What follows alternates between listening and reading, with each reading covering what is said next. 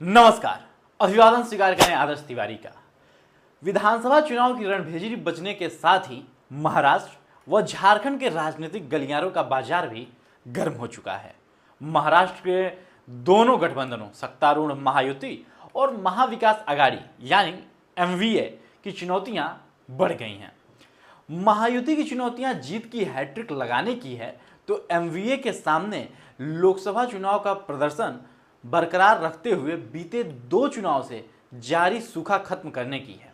सवाल यही है कि क्या भाजपा की अगुवाई में महायुति महाराष्ट्र में हरियाणा जैसा चमत्कार दोहरा पाएगा या फिर एमवीए हरियाणा की हार से सबक सीखते हुए इस बार बाजी मार सकेगा।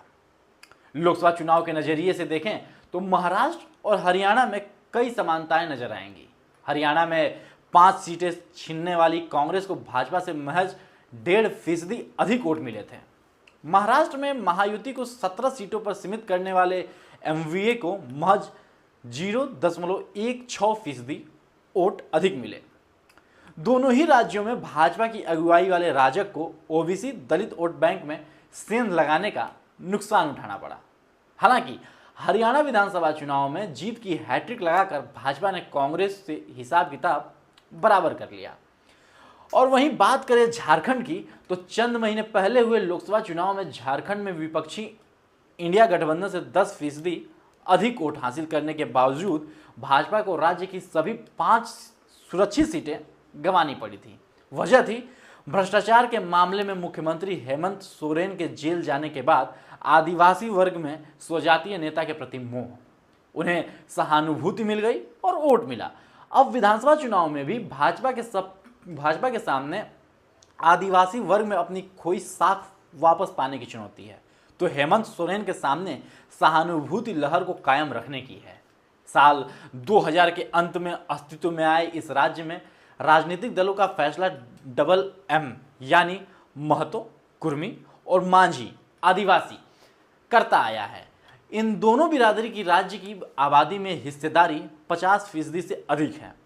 दोनों ही बिरादरी करीब 80% सीटों पर उम्मीदवारों की हार और जीत का फैसला करती है। यही कारण है कि राज्य में दोनों गठबंधनों की रणनीति के केंद्र में यही 2 बिरादरी हैं।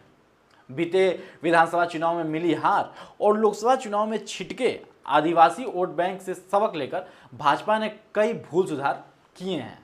आदिवासी बाहुल्य राज्य में गैर आदिवासी रघुवर दास को सीएम बनाने और आजसू से परे अपने दम पर चुनाव लड़ने से हुए सियासी नुकसान के बाद पार्टी ने आदिवासी नेतृत्व को आगे बढ़ाने के साथ आजसू से फिर गठबंधन किया है।